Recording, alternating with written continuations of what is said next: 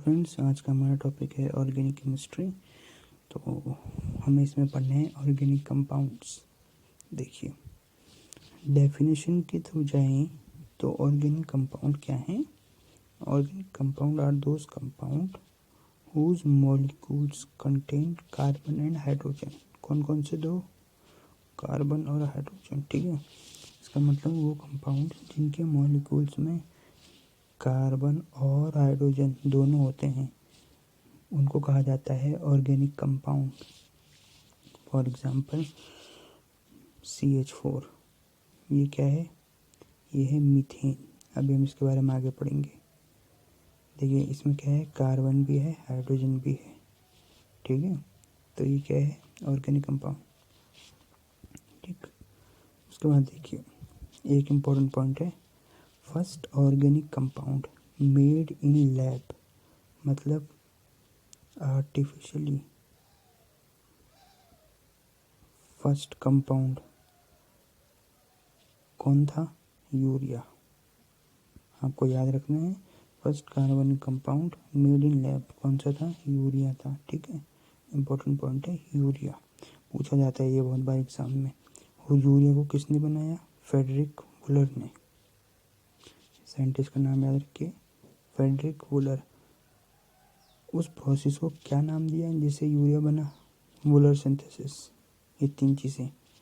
सबसे पहला कार्बनिक ऑर्गेनिक कंपाउंड कौन सा था? यूरिया था। किसने बनाया? फ्रेडरिक वुलर ने बनाया। उस प्रोसेस को क्या नाम दिया गया? वुलर सिंथेसिस। तो ये तीन चीज़ें आपको याद रखनी है। ठीक, देखिए, ये हमारा इक्वेशन है जिसके थ्रू हमारा यूरिया बना। हमें जो मेन देखना है वो ये है। देखिए, क्वेश्चन क्या आएगा आपको? क्वेश्चन में आपको दे दिया जाएगा कि पहला ऑर्गेनिक कंपाउंड कौन सा बना। हो सकता है आपको नाम दे दें यूरिया, या आपको इस तरीके से उसका रिप्रेजेंटेशन दे दें।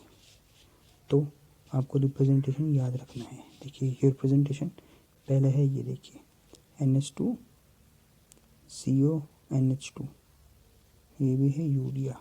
ठीक, उसके बाद ये देखिए CONH2 का होल ट्वाइस, NH2 का होल ट्वाइस, ये भी है यूरिया। ठीक, देखिए CO भी यहाँ है, NH2 के दो मॉलिक्यूल, NH2 यहाँ भी दो मॉलिक्यूल, यहाँ भी दो मॉलिक्यूल। ठीक, उसी तरीके से ये देखिए उसमें, उसके बाद देखिए ये भी यूरिया है और ये भी यूरिया है, CONH2NH2। तो आपको याद रखना है यूरिया क्या होता है? NH2CONH2। ठीक, आपको ये चीज़ याद रखनी है। चारों के चारों ये क्वेश्चन आ जाता है एग्जाम में। आपको ये चारों में से कोई भी एक दे रखा होगा और पूछ लिया जाएगा इनमें से पहला हमारा ऑर्गेनिक कंपाउंड कौन सा था। तो नाम तो आपको याद है यूरिया, लेकिन अगर आपको ये नहीं पता तो नहीं कर पाएंगे। ठीक है, तो याद रखिएगा। उसके बाद देखिए हाइड्रोकार्बन्स। ऑर्गेनिक कंपाउंड हमारे हाइड्रोकार्बन्स होते हैं। ठीक, compound made up of carbon and hydrogen. Carbon और हाइड्रोजन से जो मिलके बने होते हैं उनको कहा जाता है हाइड्रोकार्बन्स। तो कार्बन और हाइड्रोजन दो चीज़ होती हैं इसमें। नेचुरल सोर्स जो होता है हाइड्रोकार्बन का वो है पेट्रोलियम। ठीक, देखिए हाइड्रोकार्बन हम समझ गए क्या है, जिसमें कार्बन और हाइड्रोजन हो उसको कहेंगे हाइड्रोकार्बन। ठीक, अब देखिए हाइड्रोकार्बन तीन तरीके के होते हैं, saturated, unsaturated, aromatic. Saturated hydrocarbon पढ़ते हैं। ठीक, देखिए डेफिनेशन पढ़िए इसकी। The hydrocarbon in which carbon atoms are single bounded. इस वर्ड में जो डालिए सिंगल बाउंडेड। ठीक है, सिंगल बाउंडेड, उन्हें क्या बोलेंगे? Saturated hydrocarbons. देखिए मान लीजिए C2H6। ठीक, अगर हम इसका स्ट्रक्चर बनाएं तो ऐसा बनेगा। देखिए ये हमारा C2H6 है। अभी पढ़ेंगे क्या है ये, इथेन भूलते हैं इसको वैसे। ठीक, अब गौर कीजिए, कार्बन को वैलेंसी करने के लिए 4 इलेक्ट्रॉन शेयर करने पड़ते हैं वैलेंसी पूरी करने के लिए। ठीक है, मतलब 8 वैलेंसी हो जाए स्टेबिलिटी के लिए। इसमें देखिए कितने हैं, 1 2 3 4। सिमिलरली कार्बन ने एक लिया है, 1 2 3 4। तो देख रहे हैं आप, कार्बन और कार्बन के बीच में सिर्फ एक बॉन्ड है, सिंगल बॉन्ड। ठीक है, सिर्फ एक बॉन्ड है ना, तो ये क्या है, सैचुरेटेड। समझ गए, सैचुरेटेड हाइड्रोकार्बन्स क्या होते हैं, जिसमें कार्बन और कार्बन के बीच में सिंगल होता है। ऐसा भी हो सकता है, ये तो डबल बॉन्ड है, ये नहीं होगा, ये है सैचुरेटेड। ठीक, अब देखिए सैचुरेटेड हाइड्रोकार्बन्स को क्या कहते हैं, एल्कीन्स कहते हैं, और पैराफिन्स। इम्पोर्टेंट, क्या, एल्कीन्स। ठीक है, एल्कीन्स। एल्कीन्स क्या होते हैं, ये अनरिएक्टिव होते हैं, रिलेटिवली अनरिएक्टिव होते हैं अंडर नॉर्मल कंडीशन। अब ऐसा नहीं कि आप टेम्परेचर बढ़ाए जा रहे हैं फिर बोल रहे हैं अनरिएक्टिव है, ऐसा नहीं, अंडर ऑर्डिनरी लेबोरेटरी कंडीशंस। ठीक है, नॉर्मल कंडीशंस में। लेकिन कुछ एल्कीन्स थोड़ा रिएक्टिव, थोड़े से रिएक्टिव होते हैं, उनको कह देते हैं पैराफिन्स। ठीक, तो ये डेफिनेशन थी एल्कीन्स की। हमें जानना क्या है, general formula of alkene, CnH2n+2, बहुत इंपॉर्टेंट। क्या है, CnH2n+2। अब देखिए एक बात आप नोट कीजिए, अगर कार्बन 1 है तो कहते हैं मिथ, कार्बन 2 है इथ, कार्बन अगर 3 है किसी में, जैसे CH4 मान लीजिए, C2H6 मान लीजिए, इसमें कार्बन कितने हैं, 1 है, इसमें कितने हैं, ये 2 हैं कार्बन। ठीक, इसी तरीके से कार्बन कितने हो सकते हैं, 3 हो सकते हैं, C3H8। ठीक है, ये देखिए 3। ठीक है, तो अगर कार्बन 1 होगा तो मिथ, कार्बन 2 होगा तो इथ, कार्बन 3 होगा तो प्रॉप, कार्बन 4 होगा तो ब्यूट। ठीक है ना, कार्बन 5 उसी तरीके से पेंट, फिर हेक्स, इसी तरीके से चलता जाएगा, ऑक्टेन, ऑक्टेन, नॉन, डेक। तो आप कम से कम 10 तक तो याद कर लीजिए। ठीक, इम्पोर्टेंट है, पूछ लिया जाता है बार बार। देखिए जनरल फॉर्मूला क्या है, CnH2n+2। ठीक, अब अगर मैं कार्बन 1 ले लूँ सिर्फ, याद है 1 होगा तो क्या होगा, मेथ। क्या बनेगा फॉर्मूला, C1H2+2, CH4 बन गया। ये क्या होता है, मीथेन। एन, ये जो पीछे ये एन लगा हुआ ना, ये एल्केन का एन है। ठीक, तो आपको याद रखना है CH4 मीथेन। कैसे, मिथ तो आया इस एक अकेले कार्बन की वजह से। ठीक, और सिंगल बॉन्ड होगा तो एन आएगा, मीथेन। दूसरे एग्जांपल देखते हैं, कार्बन के 2 एटम, यानी कि इथ होना चाहिए। ठीक, अब देखिए C2 CnH2n+2, 2 ले लीजिए तो C2H, 2 2 4 + 2 6, C2H6। ये क्या बनेगा, इथेन। इथ कैसे, कार्बन के 2, एन क्यों, क्योंकि एल्कीन है। एल्कीन क्यों है, क्योंकि सैचुरेटेड है। कैसे पता, क्योंकि ये इस फॉर्मूले को सेटिस्फाई कर रहा है। जब कार्बन की जगह एन की जगह 2 लिया तो हाइड्रोजन 6 आ रहा है। ठीक है, इसका हम स्ट्रक्चर देखेंगे, एक कार्बन, दो कार्बन, सिंगल बॉन्ड। उसके बाद C2H6 है ना, तो दो कार्बन आ गए। अब 6 हाइड्रोजन आएंगे। ये देखिए, एक हाइड्रोजन, एक, 3, यहाँ भी 3, तो 6 हो गए टोटल। इस तरीके से ये क्या बन गया, इथेन बन गया। ठीक, इथेन। उसी तरीके से अगर कार्बन के 3 एटम हो जाएं तो C3H, 3 6 + 2 8, C3H8 क्या बनेगा, प्रो, क्योंकि 3 कार्बन के एटम है, प्रोपेन। ठीक है, प्रोपेन कैसे बनेगा, C3 सिंगल सिंगल बॉन्ड से जुड़ेंगे, सैचुरेटेड है क्योंकि, और H8, ये देखिए H, ये देखिए। ठीक, इस तरीके से ये बन गया हमारा प्रोपेन। पेन लगेगा, ठीक है। एल्केन, प्रोप क्यों आया, क्योंकि 3 कार्बन एटम है। प्रोपेन में एन क्यों आया, क्योंकि ये एल्केन है। ठीक, तो ये थे सैचुरेटेड। अब हम जाते हैं अनसैचुरेटेड में। सिंपल डिफरेंस है, कार्बन और कार्बन के बीच एक से ज़्यादा बॉन्ड, सिंगल भी हो सकते हैं, सॉरी डबल भी हो सकते हैं, और ट्रिपल भी हो सकते हैं। ठीक, तो अनसैचुरेटेड हाइड्रोकार्बन में क्या होगा, कार्बन और कार्बन के बीच में एक से ज़्यादा बॉन्ड होंगे, या तो 2 या 3। ठीक है, गौर करने लायक है कि अगर डबल बॉन्ड होते हैं, ठीक है, डबल बॉन्ड, तो इन, जैसे उसमें एल्कीन था ना, तो ये बन जाएगा एल्कीन, एल के ई एन, एल्कीन। ठीक, alkene, double bond.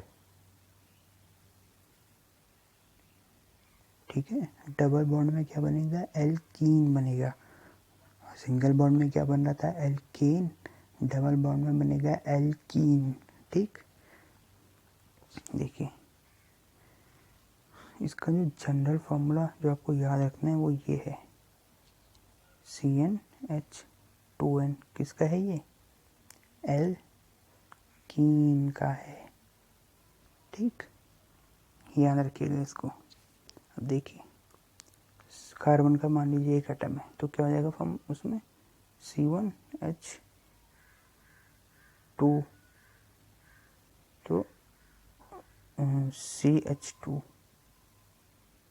Methane, ethane का देखिए C2H4, क्यों, CnH2n होगा ना, एन की जगह 2 ले लिया तो यहाँ 4 आ जाएगा, तो C2H4 क्या आ जाएगा, इथीन, इथीन, इथीन। ठीक है,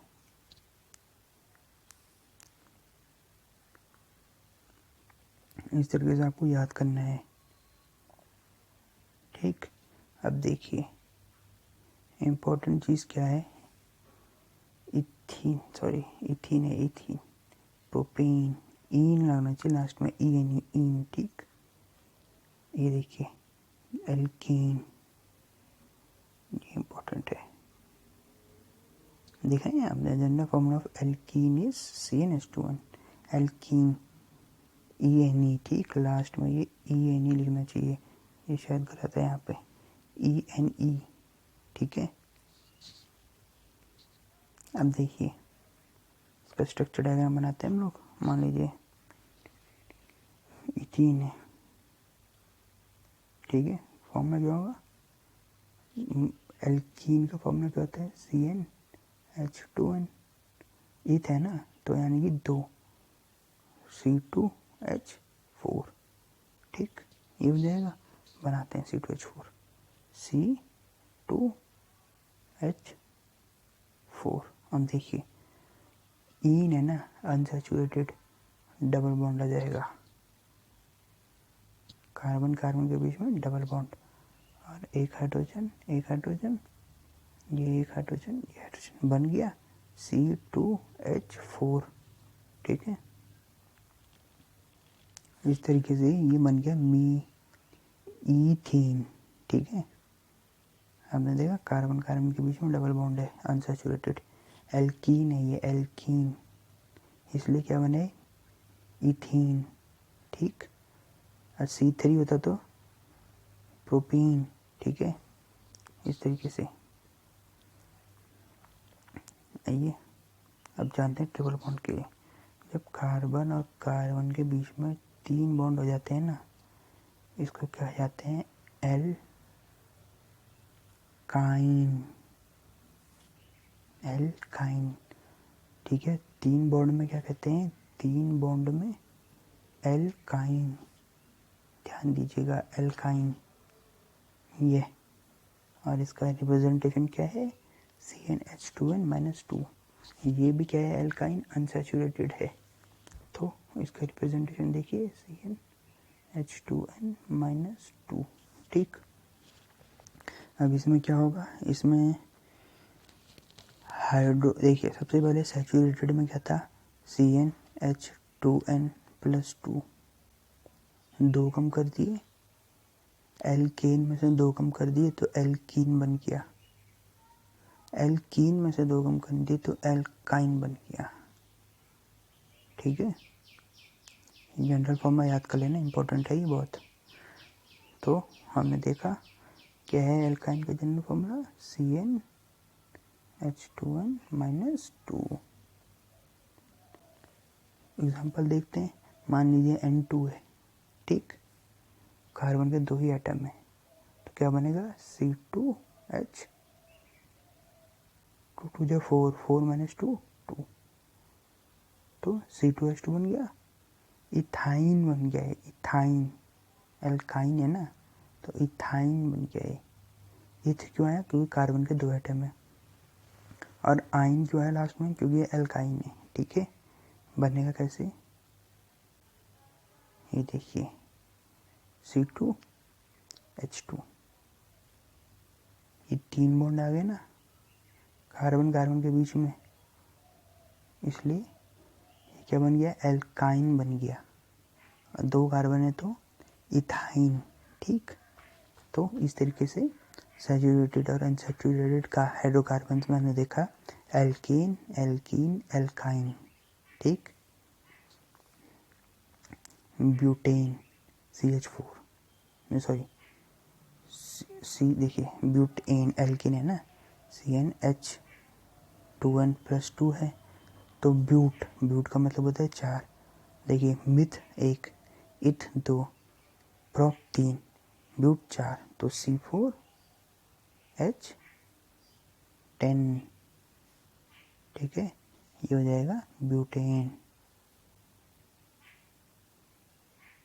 फिर 5 आएगा तो पेंटेन, इस तरीके से, ठीक है। अब जानते हैं एरोमेटिक हाइड्रोकार्बन के बारे में। एरोमेटिक हाइड्रोकार्बन क्या होती हैं, वो कंपाउंड होते हैं जिनमें कम से कम एक बेंजीन रिंग होती है, बेंजीन रिंग। अभी बेंजीन रिंग क्या है, ठीक। बेंजीन रिंग ये होती है, ये देखिए, इसको कहते हैं बेंजीन रिंग। अभी मैं बताता हूँ ये क्या है। देखिए इसमें ये हेक्सागोनल शेप में होते हैं और 6 कार्बन एटम एक दूसरे से जुड़े होते हैं, 6 कार्बन एटम एक दूसरे से जुड़े होते हैं अल्टरनेटिव सिंगल और डबल बॉन्ड से। जैसे इस 2 कार्बन के बीच में क्या है, डबल बॉन्ड, ठीक। फिर इस कार्बन और इस कार्बन के बीच में क्या है, सिंगल बॉन्ड, ये एक ही बॉन्ड है। फिर इस कार्बन और इस कार्बन के बीच में क्या है, डबल, एक ये एक ये, ठीक। इस कार्बन इस कार्बन के बीच में सिंगल, और फिर इसके बीच में डबल, इस तरीके से ये होती है बेंजीन रिंग, जिसमें 6 कार्बन एटम एक दूसरे से जुड़े होते हैं अल्टरनेटिव डबल बॉन्ड से, ठीक। और हेक्सागोनल शेप में होते हैं। ये हो गई हमारी बेंजीन रिंग। दिखाने के लिए इसको ऐसे भी दिखा देते हैं, ये देखिए सर्कल। इस सर्कल का क्या मतलब है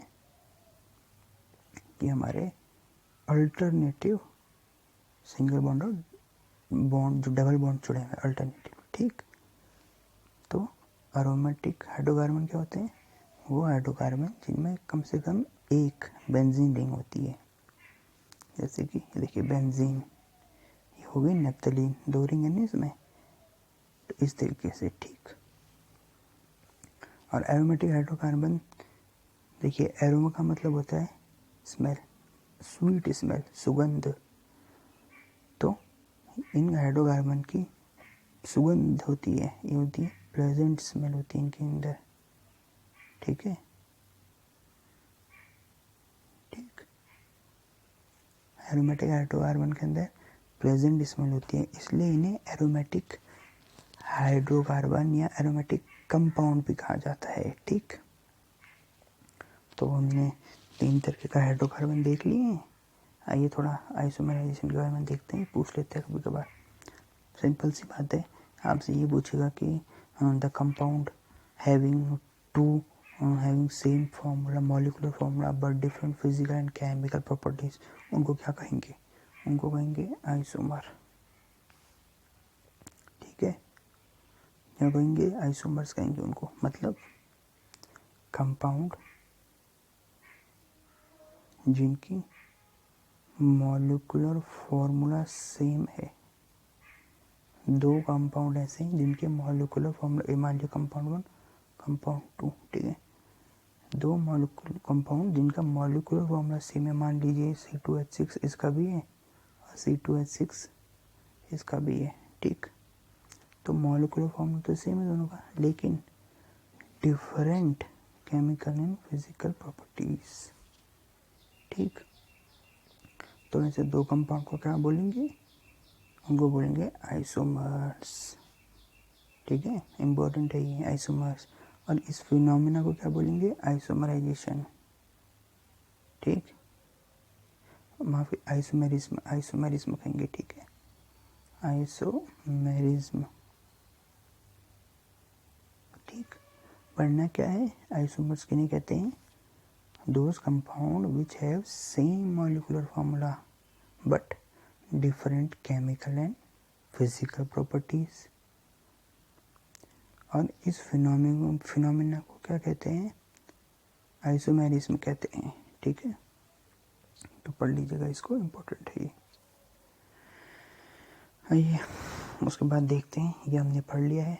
CnH2n+2 एल्केन सैचुरेटेड होता है, CnH2n एल्कीन अनसैचुरेटेड होता है, CnH2n-2 एल्काइन अनसैचुरेटेड होता है, ठीक। 2 कार्बन, 2 हाइड्रोजन एटम हटाए, एल्केन से तो एल्कीन बन गया, एल्कीन से 2 हाइड्रोजन एटम हटाए तो एल्काइन बन गया, ठीक। इस तरीके से ये देखिए, ये टाइप्स ऑफ ऑर्गेनिक कंपाउंड है, इनमें हाइड्रोकार्बन्स होते हैं, अल्कोहल होते हैं, कीटोन होता है, कार्बोक्सिलिक एसिड होते हैं, एल्डिहाइड होते हैं, ठीक। देखते हैं इनके बारे में थोड़ा। देखिए ये हमारे फंक्शनल ग्रुप है। होता क्या है, देखिए मान लीजिए मेरे पास CH4 मीथेन है, ठीक है। ये क्या है? मीथेन। एक बात और नोट कीजिए, ये जो मीथेन है ना, ये मार्शी गैस भी बोलते हैं इसको, मार्शी, दलदल से निकलती है मीथेन। काउडंग केक जो बना होता है ना, गाय का गोबर, गांव में जो गोबर गैस होती है वो भी क्या होती है? मीथेन। सड़ी गली चीज़ों से जो निकलती है वो भी होती है मीथेन। नाले वगैरह जो गंदगी से जो गैस कभी कभार निकलती है ना सड़कें, वो भी होती है मीथेन, ठीक है। तो ये मीथेन क्या है? ये एक गैस है। अब इस मीथेन का यूज़ क्या है? ये एज अ फ्यूल काम आती है, फ्यूल, ठीक। तो देखते हैं, ये मीथेन है मान लीजिए, तो इसमें हाइड्रोजन के 4 हमारे पास क्या है? एटम है, 4 एटम, ठीक है। होता क्या है, एक हाइड्रोजन एटम को रिप्लेस कर देता है कोई दूसरा ग्रुप और इसकी जगह आ जाता है, ठीक। तो यही होता है। देखिए सबसे पहले फंक्शनल ग्रुप हैलोजन, हैलोजन में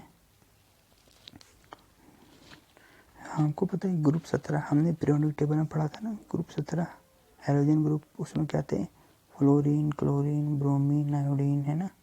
ये बहुत ज़्यादा रिएक्टिव थे, तो ये क्या करते हैं, हाइड्रोजन को निकाल देते हैं, उसकी जगह आ जाते हैं। ठीक है, इनका प्रीफिक्स क्या होता है, क्लोरो या ब्रोमो टाइप। ठीक, एग्जाम्पल देखिए, CH3Cl, जनरल फॉर्मूला, ये इंपॉर्टेंट याद रखने हैं,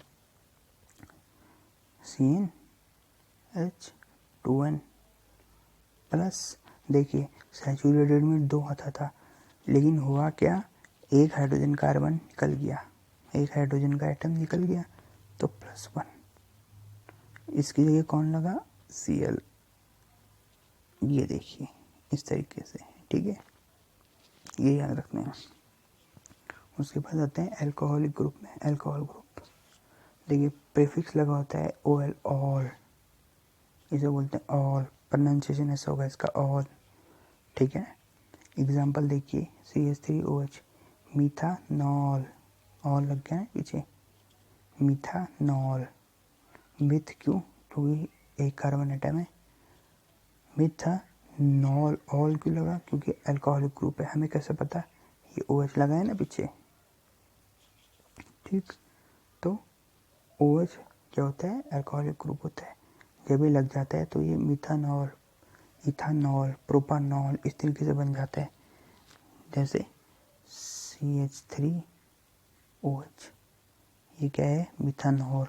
ठीक है ना, C2H5OH, ये क्या है, इथानॉल। इथा क्यों, क्योंकि 2 कार्बन एटम है, और इथानॉल लास्ट में ऑल क्यों, क्योंकि OH ग्रुप लगा हुआ है, तो ये इथानॉल। ठीक, जनरल फॉर्मूला क्या है, CnH2n+1 और OH। यहाँ तक तो ठीक है, एक हाइड्रोजन एटम गया, OH आ गया। ठीक, ये इसके बाद एल्डिहाइड। एल्डिहाइड का प्रीफिक्स सफिक्स क्या है, अल। अल, अल्कोहल का क्या था, ऑल। मिथानॉल था ना, ऑल लग रहा था लास्ट में, इसी तरह से एल्डिहाइड का क्या है, अल। एग्जाम्पल मीथानल, मीथानल। ठीक है, इसमें क्या होता है, एक CHO ग्रुप आ जाता है, इसकी जगह हाइड्रोजन की जगह, हाइड्रोजन के एटम को रिप्लेस करके एक CHO ग्रुप आ जाता है। ठीक, एग्जाम्पल देखिए, मिथानल है ये, एक कार्बन एटम, यही CHO ग्रुप का कार्बन एटम है। ठीक है, कंफ्यूज मत होइएगा कि ये CHO है तो यहाँ पे C कहाँ गया, वही यही CHO में जो ग्रुप का ये C है ना, इसी वजह से मिथ बना, क्योंकि कार्बन एक ही एटम है, मतलब कार्बन का एक ही एटम है, इसलिए मिथ बना। जनरल फॉर्मूला क्या है, CnH2n+1 CHO। ठीक है, एग्जाम्पल के तौर पे देख लीजिए साला, C2H5 CHO, ये क्या बनेगा, इथानल।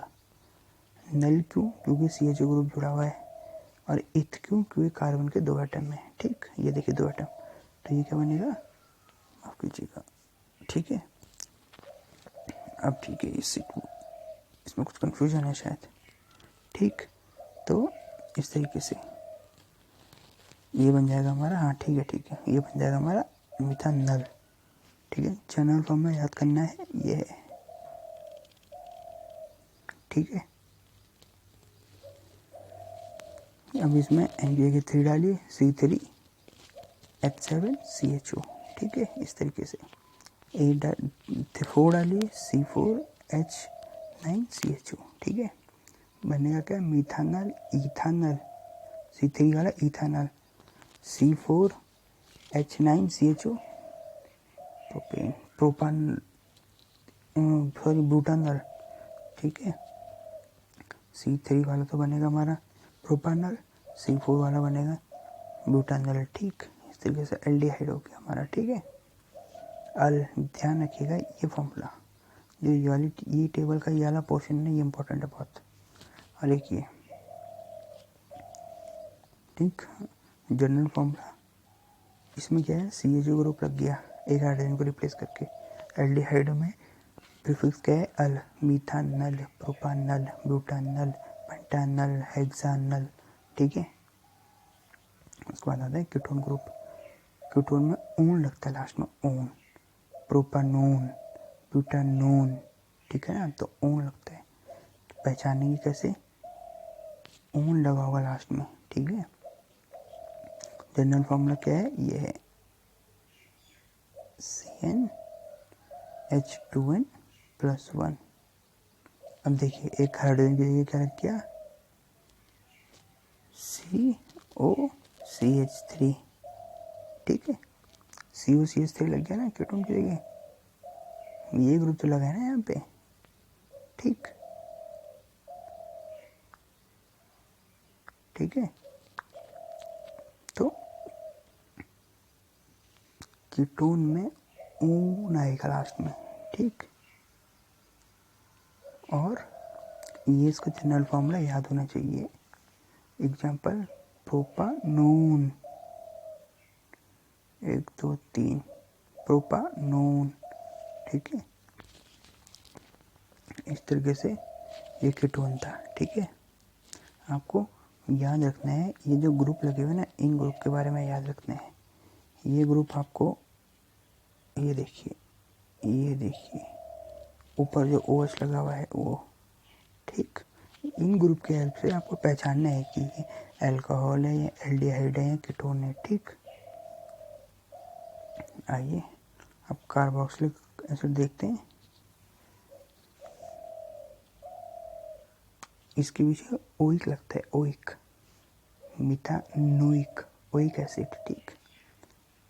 ये देखिए COOH लगता है इसमें, ये, ठीक है। हाइड्रोजन को रिप्लेस कर देगा ये। एग्जाम्पल के तौर पे HCOOH, मिथानोइक एसिड, नोइक एल कार्बोक्सिलिक एसिड है ना, तो ओइक लगता है पीछे, ठीक है, मिथानोइक एसिड। तो आपको क्या याद रखना है मेन, ये जो है ये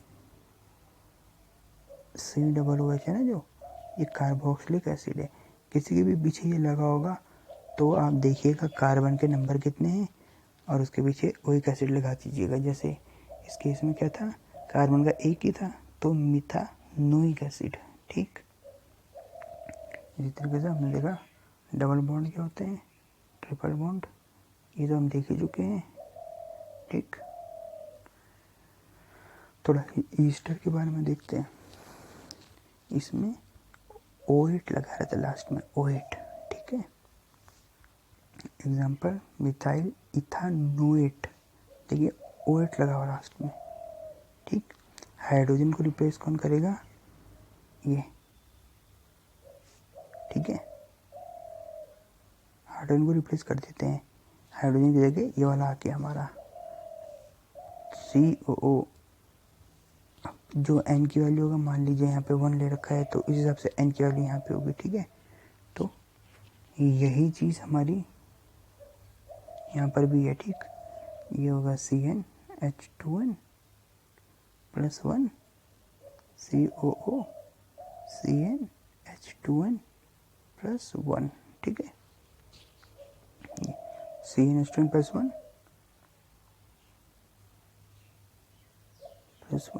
फिर COO, फिर से CnH2n+1, ठीक। ये क्या होते हैं, ईस्टर्स। इसके पीछे लगता है OH लगता है, ठीक है, मिथाइल इथानोएट, इस तरीके से।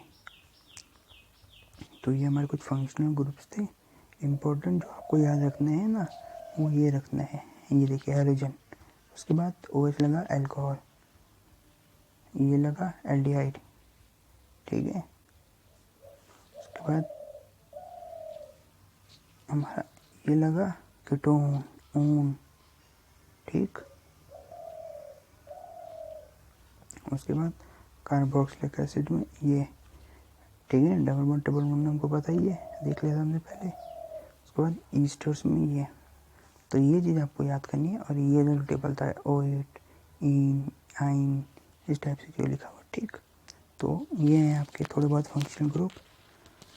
आप रीडिंग मारिएगा ज़रूर इनकी बुक से, आप क्वेश्चन बनाइएगा। देखिए एक कॉन्सेप्ट की बात करते हैं, सैचुरेटेड हाइड्रोकार्बन क्या होता है, हमें पता है ना। सैचुरेटेड हाइड्रोकार्बन क्या होते हैं आपके, वो हाइड्रोकार्बन जिनमें कार्बन और कार्बन का सिंगल बॉन्ड होता है, सैचुरेटेड।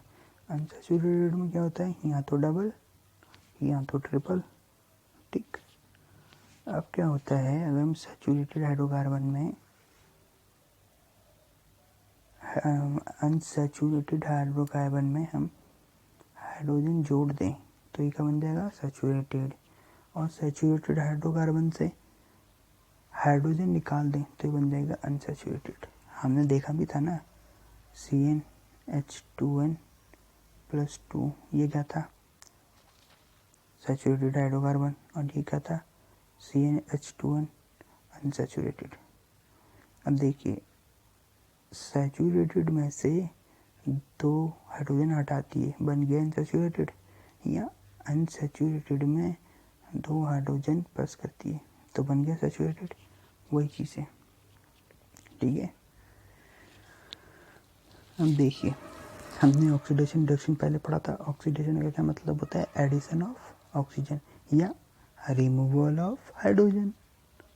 ठीक, तो जब हम सैचुरेटेड हाइड्रोकार्बन से हाइड्रोजन को रिमूव कर देते हैं तो वो बन जाता है अनसैचुरेटेड। ठीक है, एग्जाम्पल, वनस्पति घी, वेजिटेबल घी से वनस्पति ऑयल बनाना है ना, घी से ऑयल, तो हमें क्या करना पड़ेगा, ऑक्सीडेशन। इसका मतलब हाइड्रोजन को निकालना पड़ेगा। ठीक, इसका मतलब घी से हाइड्रोजन निकाल के ऑयल बना, ये क्या था, सैचुरेटेड, ये क्या है, अनसैचुरेटेड। ठीक, इसका उल्टा, ऑयल से अगर घी बनाना है तो हाइड्रोजन ऐड कर दीजिए। ठीक है, एडिशन ऑफ हाइड्रोजन क्या होता है, रिडक्शन। तो हम लोग वनस्पति ऑयल से वनस्पति घी आ सकते हैं।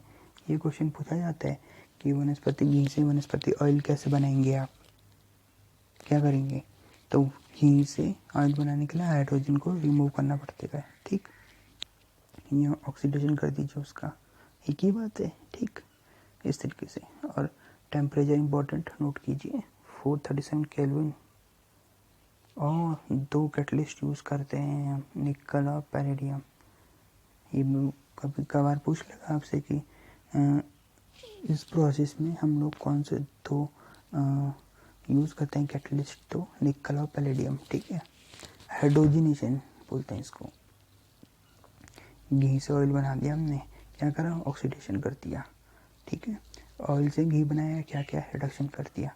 कौन से टेम्परेचर पे, कितना टेम्परेचर होना चाहिए, 437 केल्विन। कैटलिस्ट कौन सा यूज होना चाहिए, निकल और पैलेडियम। ठीक, ये इंपॉर्टेंट है, नाम याद जरूर कीजिएगा। तो इस तरीके से हमारा ये वाला लेक्चर ख़त्म होता है। आगे फिर मिलते हैं अगले लेक्चर में। आप इसके एक बार ज़रूर रीडिंग मारिएगा बुक से, बहुत इंपॉर्टेंट चैप्टर है। बहुत बार क्वेश्चन पूछे गए हैं इससे, और काफ़ी अच्छे अमाउंट में क्वेश्चन पूछे गए हैं। तो मिलते हैं फिर अगले लेक्चर में, तब तक के लिए goodbye and wish you all the best.